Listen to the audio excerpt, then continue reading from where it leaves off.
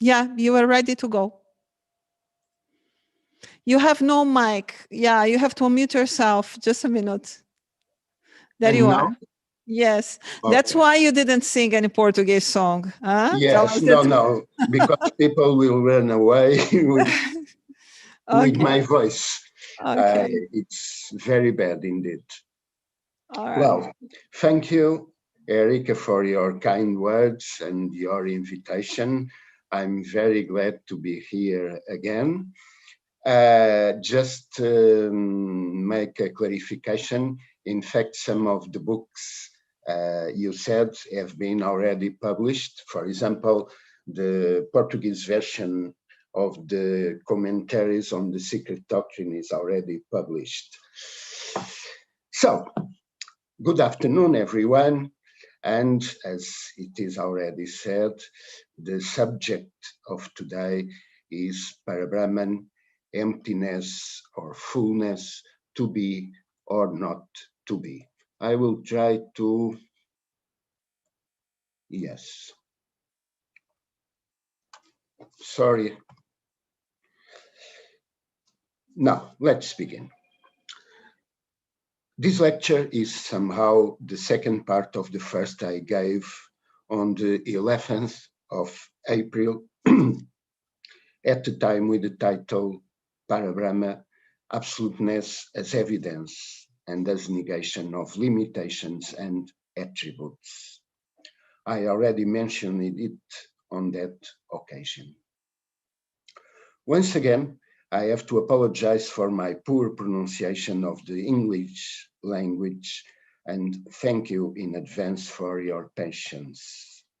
Also, as I said before, I really prefer to improvise, but in English, unfortunately, I have to read a script. So, I think that no serious philosophical scientific system can exist without a reference to something permanent, even if it is absolute movement, that no spiritual tradition can be founded on something that is not beyond contingencies, something that is not subject to them and that is ontologically superior to them. Even the theologies of churches devoid of spiritual science and philosophical depth speak, albeit confusedly, of God as the Alpha and Omega of all that exists. Even the materialist doctrines postulate the eternity of matter. However, theosophy, as well as the deeper and subtler philosophies, hold and demonstrate that this something is not, cannot be a person, persona, mask, even if called paradoxically divine for some Christians, and that the foundation of being is both spirit and matter, or rather, it is something that is beyond all duality, including the spirit-matter duality, and of which these are only two aspects.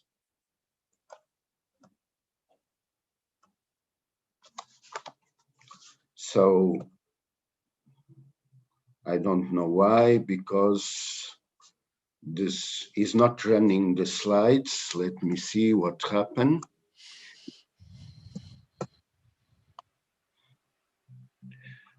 I'm gonna interrupt the screen and put it again. Something was wrong. Well, it's not working. Why? It's not working. No. Let me try again.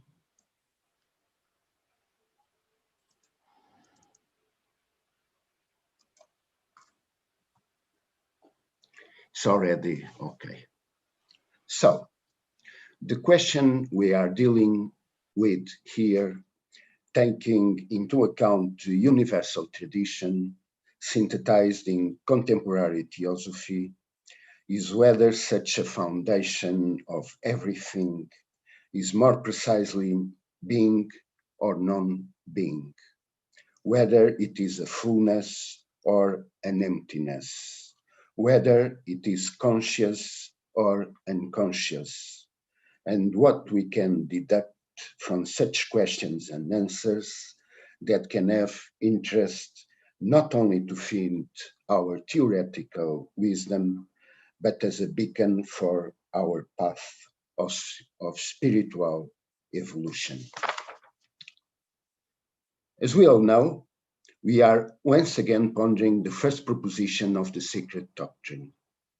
In the previous lecture, we saw and somehow commented and analyzed the way Lena Blavatsky presented it. We will not repeat it, except for what is most definitely related to the point of view on which we focus today. Nor shall we forget that ultimately, absoluteness or limitlessness, to which the term Parabrahman, among other possible terms, alludes, is, in HPB words, beyond the range and reach of thought or speculation, since it transcends the power of human conception and could only be dwarfed by any human expression or similitude. Yet, trying to contemplate this one and absolute reality certainly elevates and subtilizes our consciousness.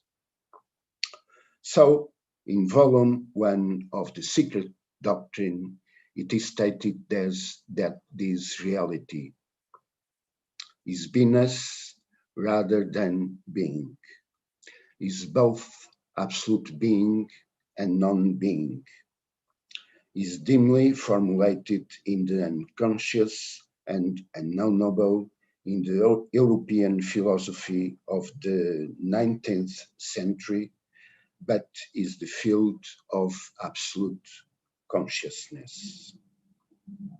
Is symbolized under two aspects. On the one hand, absolute abstract space, representing bare subjectivity, the one thing which no human mind can either exclude from any conception or conceive of by itself. On the other hand, absolute abstract motion, representing unconditioned consciousness. Finally, we should remember that absolute universal space, still in the words of Madame Blavatsky in the same volume, is ever present and is neither a limitless voice nor a conditioned fullness, but both. Now, if we look carefully, there are terms or concepts normally considered as contradictory, which are grouped together: being and non-being, and conscious and consciousness, void and fullness. Our words and our mental representations are relative and inadequate to understand and express absoluteness. It is not strange, therefore, that HPB uses paradoxical language by grouping opposites and comparisons, but transcending it all. Absoluteness absoluteness ultimately excludes nothing and synthesizes all the polar opposites, not only those we have just mentioned, but also spirit matter, subject, object, positive, receptive, and even cause-effect, which totally coincide in absoluteness. On the other hand, the secret doctrine is inclusive of different religiosities and spiritual philosophies, namely the cleavage between negative or apophatic theologies, which predominate in Eastern traditions, for example, with the notion of shunyata, void or emptiness, and let us say positive theologies with the notion of pleroma, fullness, which predominate more in the West, notwithstanding some relevant exceptions in both cases. In Daoism and Buddhism, although in different ways, the idea of emptiness is axial. But emptiness of what? Naturally, of any mental representation or fixed, separatist, and limiting conceptual definition. This affirmation of emptiness, or even of the absence of an ultimate substratum that one can define or fix, objectify, let us say, seems to contrast with the concept of Brahman and above all of Atman from the orthodox spiritual tradition of India. However, it seems to us that there is not in many cases such a relevant difference, and that even in the so-called Western philosophies or theologies, there are substitutes for the notion of emptiness. Let us examine. The Tao is seen, notably in the Tao Te Ching, as both being and non-being, named and nameless, empty though always full, moving everything and moving in everything, as a secret background common to all beings, a tireless and flexible flow that does everything without acting. But above all, it is alluded to as something undefined, something obscure, silent, and empty. The true Tao is the unnameable, suggesting to us the absence of any attributes, which, to the common understanding, is the same as non-being. It is from this non-being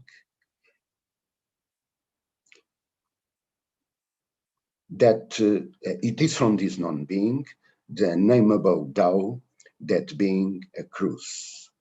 And non-being is the nothing, there is everything, or emptiness. The latter is always exalted. 30 spokes unite around one hub to make a wheel. It is the presence of the empty space that gives the function of a vehicle. And it is the empty space in the room that gives its function. So, it is with naturalness that chapter 16 urges the attainment of the ultimate void. It is also worth remembering that in archaic Chinese mythology, Cai, the self-existent, was similarly called the unknown darkness. In Buddhism, the issues of the emptiness of phenomena, and particularly the absence of swabhava, identity, nature, connected with the doctrine of Atman, non-self, non-existence of self, of any permanent reality at the bottom of beings are particularly challenging and sometimes generates perplexity.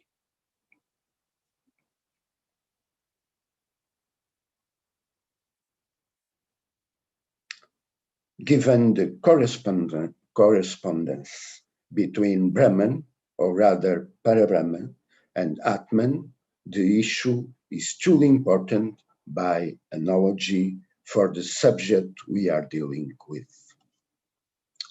The doctrine of an Atman holds that the idea of the existence of a permanent self is not only false, but also harmful, because it breeds attachment, spiritism, and pain.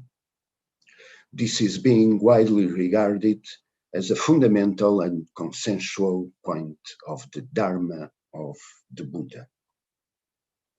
Nevertheless, if in some texts of the Buddhist canon the existence of Atman is purely denied, in others it is affirmed and with a constructive connotation.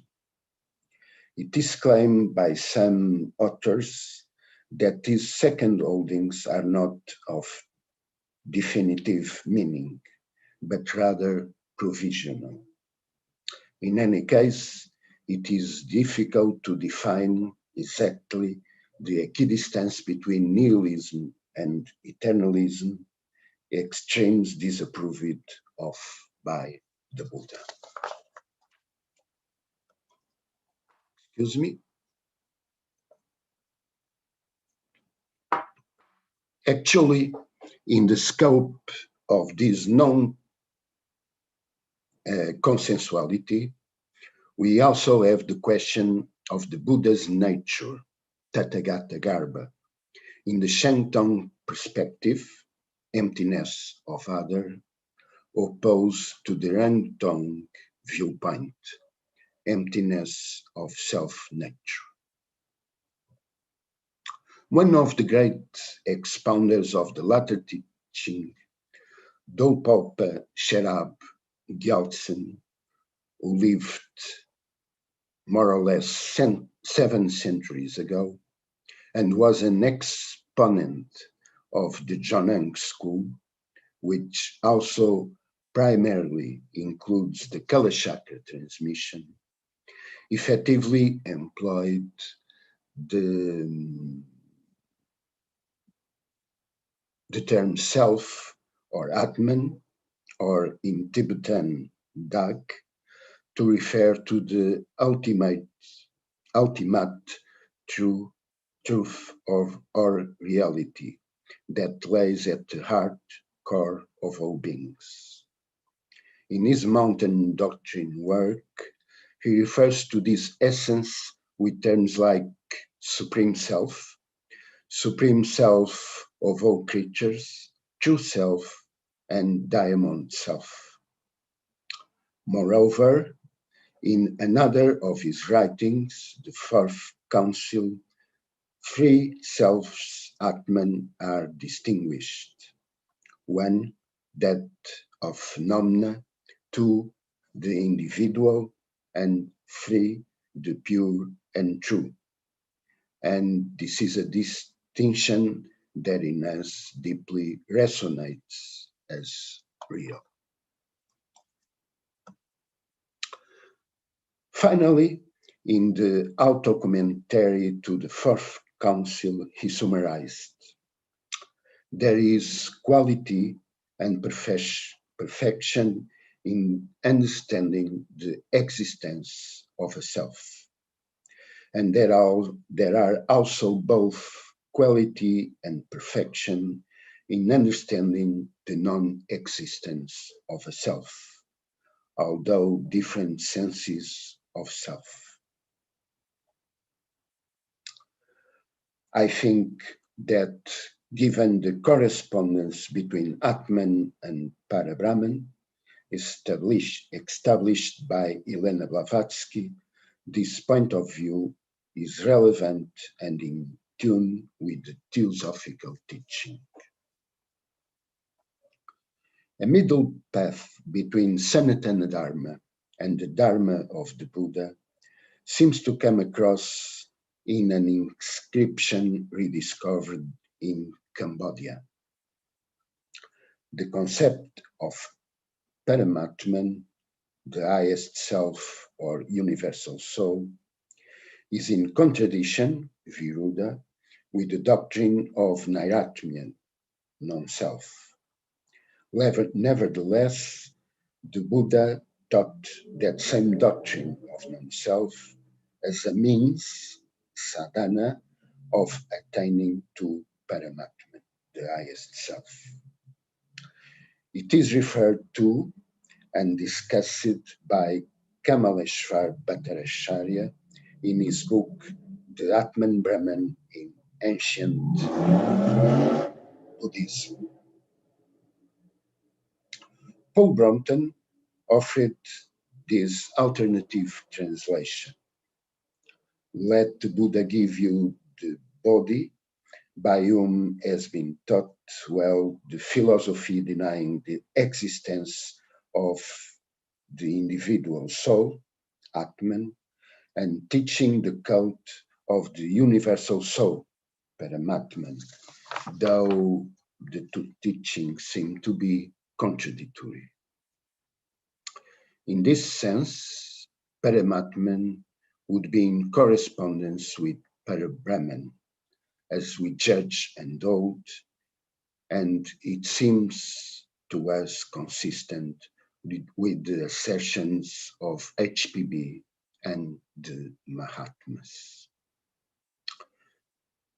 Additionally, if we consider the multitude of writings attributed to Shankara, the great master of Advaita Vedanta, we notice some significant proximity to the Dharma of the Buddha in some of them, precisely those that do not make any criticism to Buddhism.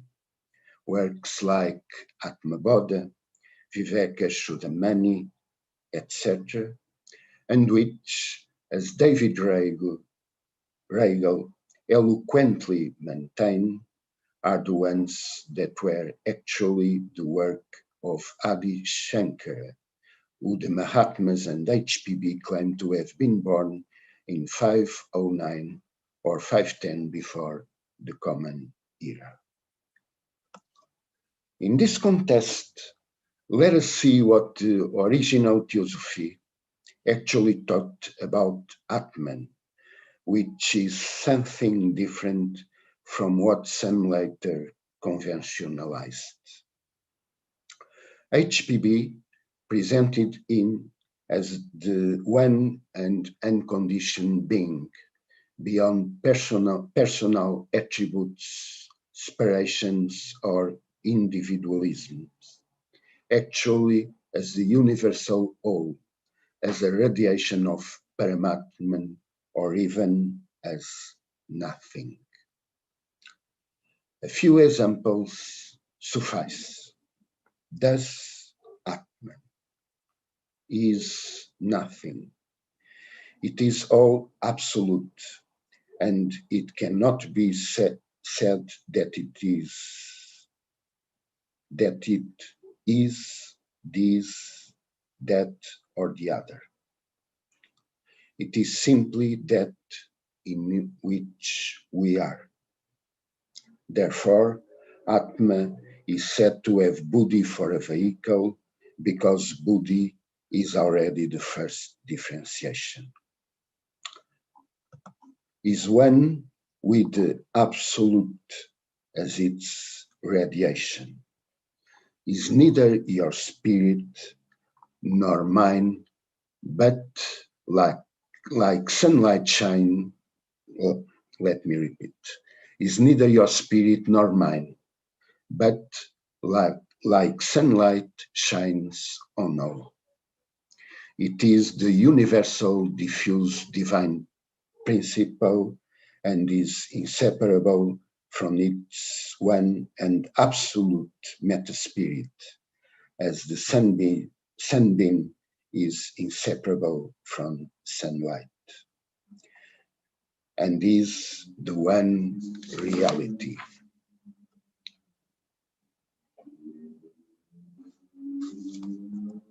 Although esoterically reckoned as the seventh principle, is no individual principle at all, and belongs to the universal soul, i.e. Paramatman, is the divine spiritual or universal self, and is the inseparable ray of the universal and one self. These last three sentences are naturally connected with another statement by HPB. Paramatman is not a principle, but the cause of every principle. The latter term being applied by occultists only to his shadow, the universal spirit that ensouls the boundless cosmos. And finally, because it has no attributes except inherent full and boundless self-beingness, the beautiful words contained in the Book of Dzyan, stanza 1, shloka 7, apply by analogy to Atman, the eternal non-being, the one being. As for Hinduism, it is generally supposed that it does not speak of emptiness, and this is stressed as being in sharp contrast with Daoism and Buddhism. But is there such a pronounced difference? The plurality of views contained in Hinduism is extraordinary. The question of emptiness or non-emptiness is not univocal in Sanatana Dharma. And of course, we could not exhaust it here. In any case, it is worth noting that Shiva etymologically means that which is not, nothing, nothing, emptiness, shunya.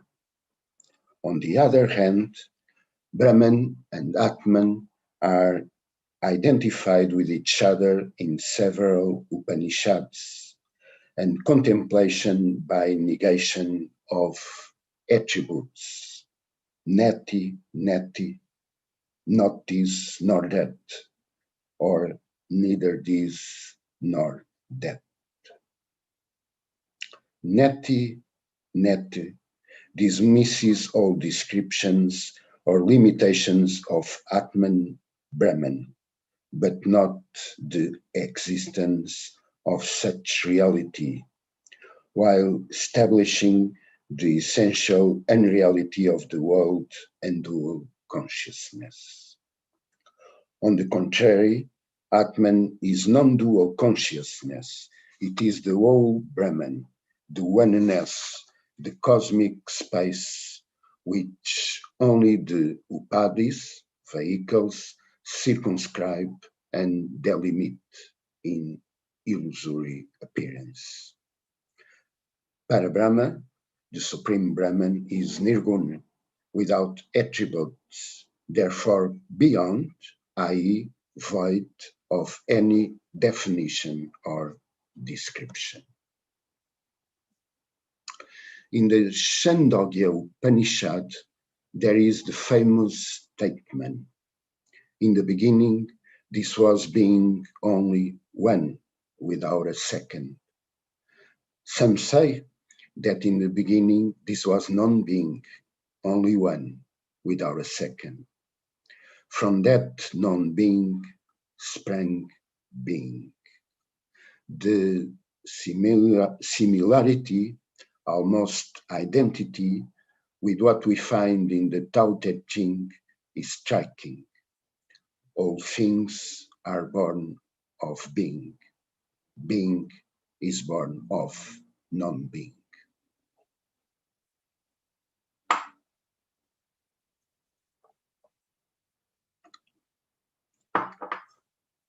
excuse me, in Western spirituality, especially in the Abrahamic religions and also in many philosophies, the emphasis has been on divine fullness or on the fullness of the being. Often, moreover, the name of God and his attributes are insisted upon. We all know this in the Judeo-Christian tradition. In most biblical texts, the most diverse attributes of God are mentioned and emphasized. The same is true in the Quran. And in Surah 112, we can read, God the Absolute. However, here too there are exceptions. In the same Quranic Surah, it is pointed out that Allah begets not, nor was he begotten. So, he is beyond creation and the attributes that define it. Moreover, a negative theology emerges in Sufi and also in some Shiite branches. The Mullah Rajab Ali Tabrizi held that the essence of God is totally unknowable and devoid of names. Furthermore, without going on for too long, we note that many Sufis use total negation in their journey towards union with God. In Kabbalah, the occult branch of Judaism, beyond Keter, there are the three veils of negative existence, i.e., Ein Sof Aur. They alluded to a radical negation, including the negation of all negations. Ze'ev ben Shimon Halevi, in his book The Kabbalistic Tree of Life, comments, negative existence is the pause that precedes music, the silence behind every note, the blank canvas behind every painting, and the empty space ready to be filled. Without this non-existent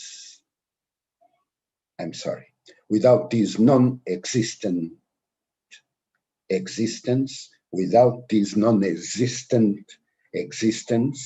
nothing would come to be. It is a void, and yet without it and the potential contained within it, the relative universe could never manifest itself. Philo of Alexandria, the Platonic Jew, used the remarkable expression first God, the ineffable, the inexpressible, which can only be conceived of in a negative way. Distinguish it from the Logos, the second God. Several authors, including HPB, assert the influence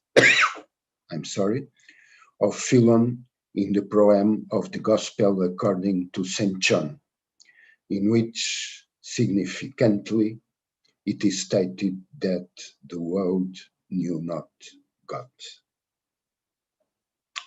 Besides, in Christianity, we cannot only refer to the negative theology of Pseudo-Dionysius, but also Meister Eckhart, who used expressions like the hidden depth of God and non-God, non-spirit, non-person, non-image. St. Paul in Athens, as we know, referred to the ignote God. And bearing in mind the analogy between the macrocosm and the microcosm, let us also recall the phrase of Christ Jesus, if anyone desires to come after me, let him deny himself, i.e., let him deny his spiritist nature. Some Gnostics of old, although they refer to the pleroma, fullness, soul of the world, placed before it absoluteness, referred to as the silence, the death, the great abyss. Among the great Western philosophers, there are several examples of a negative theology, as in Plotinus, who renounced to define the one. In Porphyry, with his non-being prior to being. In Proclus, who wrote, and thou art one thing and all things, and yet neither one thing nor all things. In John Scotus and in Schelling, even if none of these authors reach the ontological dilution as in Buddhism.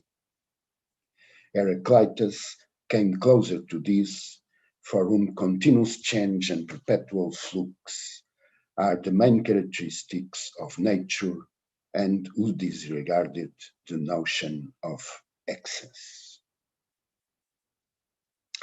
Let us return to the secret doctrine. As we have seen, in the attempt to express the inexpressible, HPB refers to two symbols of the unlimitedness or one reality, absolute abstract space and abstract motion, representing unconditioned consciousness.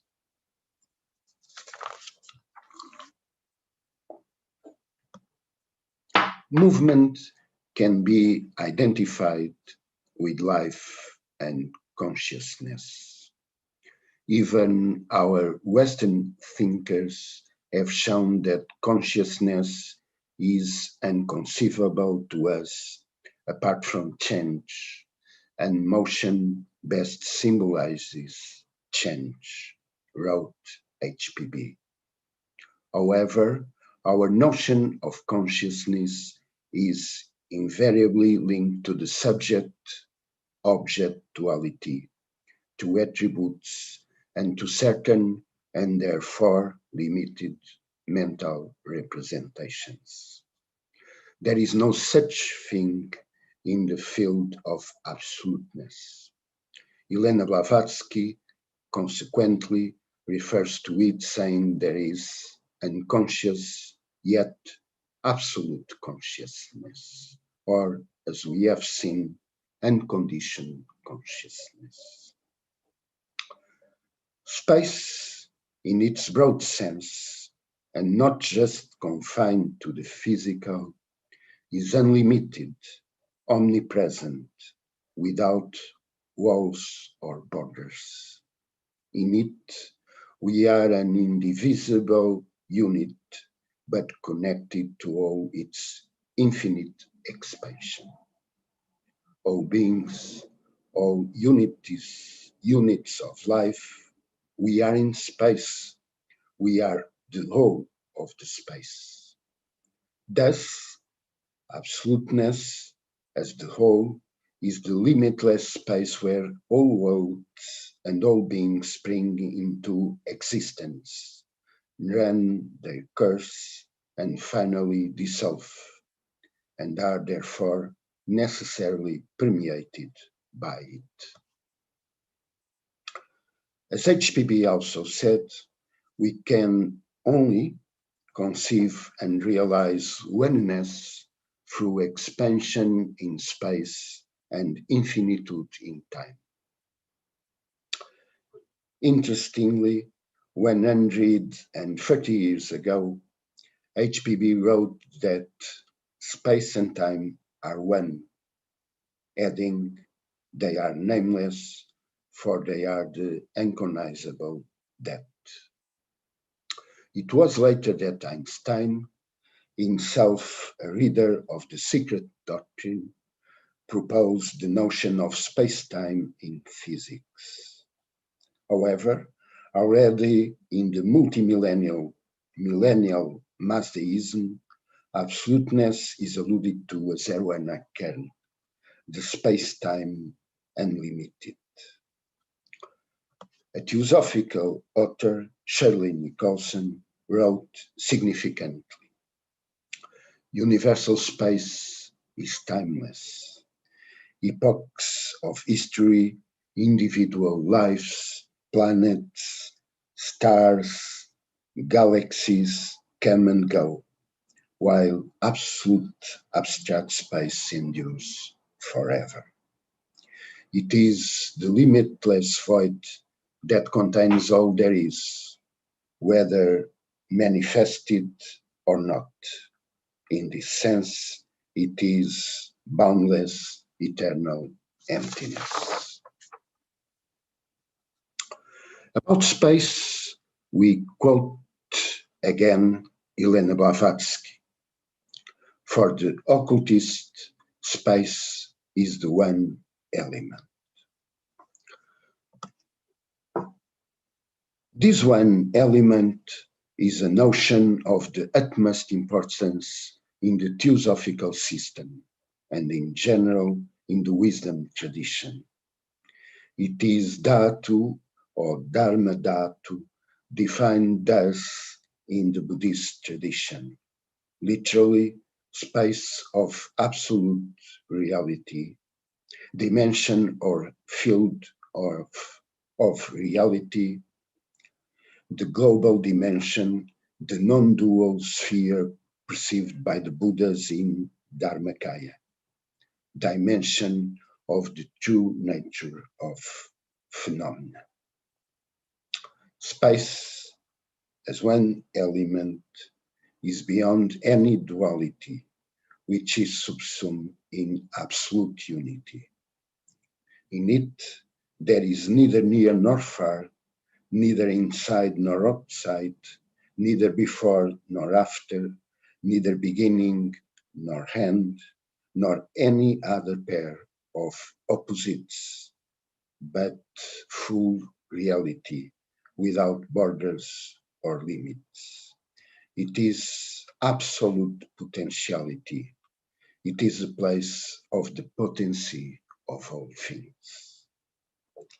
This one element, or also one life, this one element, or also one life, and also one law, is alluded to, however partially, by the terms akasha, aditi, and nirvishesha in religious and spiritual philosophies of India. Nirvishesha is the unqualified, unconditioned, undifferentiated whole, without characteristics or attributes, the same as Brahman Nirguna or Parabrahman, and many identify it with Shunyata, emptiness. Let us now try to conclude. As has been pointed out several times, both by the Mahatmas and by HPB, it is been very difficult to find adequate terms to cover extremely profound teachings, many of which have been kept occult for long ages. Additionally, in the attempt to make a universal synthesis of esoteric wisdom, there was the need to make itself understood by people with different religious leanings, with different cultural and geographical backgrounds. It was essential to build bridges. The absoluteness referred to in the first proposition of the secret doctrine is both being and not being. It is one and therefore being, but zero and therefore not being, before everything there is relative understanding. The notion of zero, Hindu, Babylonian, and also Mayan, and introduced in Europe by Fibonacci, has in its etymology the meaning of nothing or void. However, this is a nothing that is everything, an emptiness that is fullness. Zero is not a number, but contains within itself the potency of all numbers.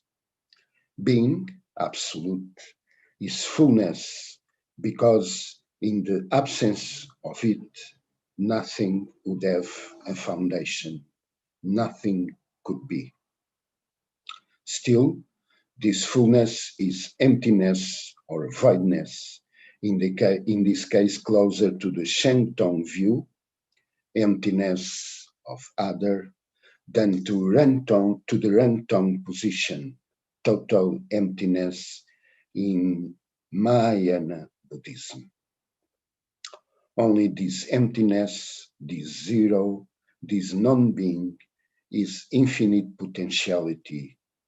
It is an unlimited sea of possibilities, is the continuous negation of any fixed and determined, therefore relative point of departure or arrival.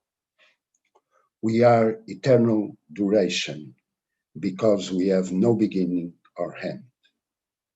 Therefore, let us empty ourselves of all that is contingent, accessory, and spiritist. And in this way, our being will expand, embracing more fullness until it is all in all.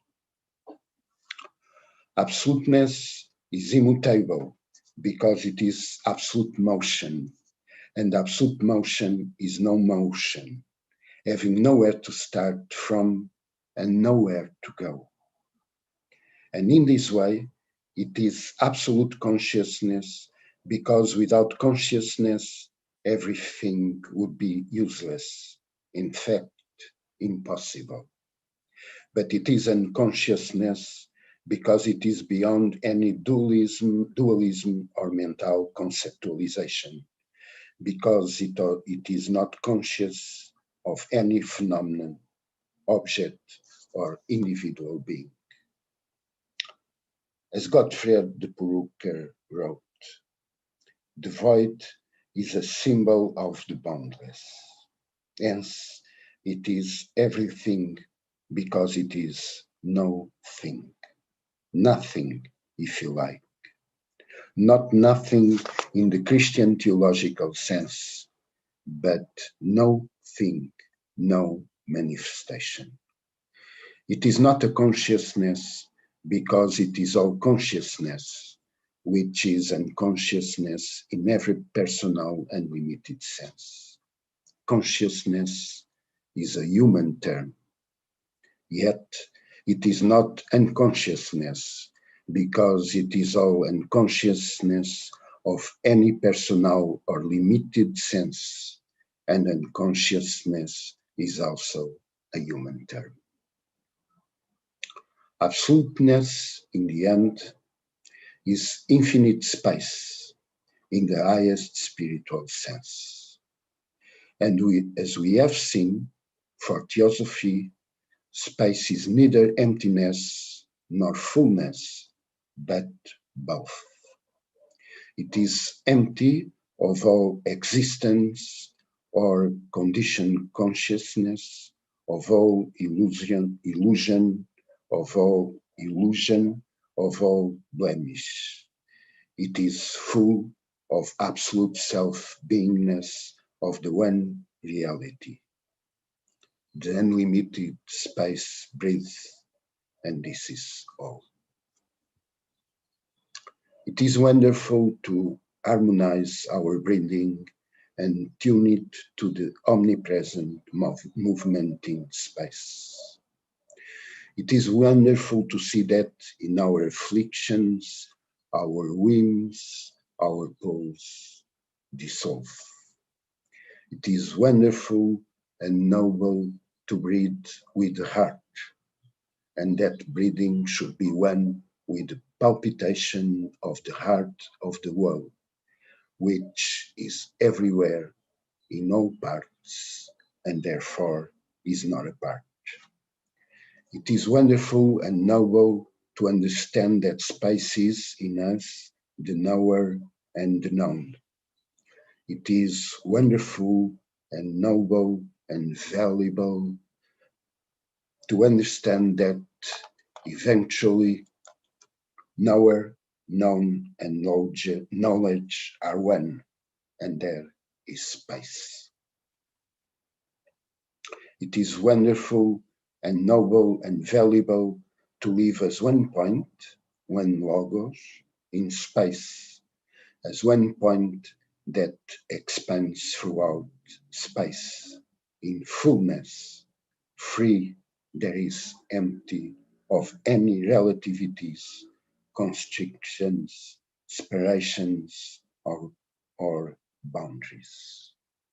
It is marvelous to know that when we feel tired, discouraged, and inspired, we can always plunge into consciousness in that unlimited space, life and plenitude, to resurface with more strength and with more light to share with everyone. And it's the end.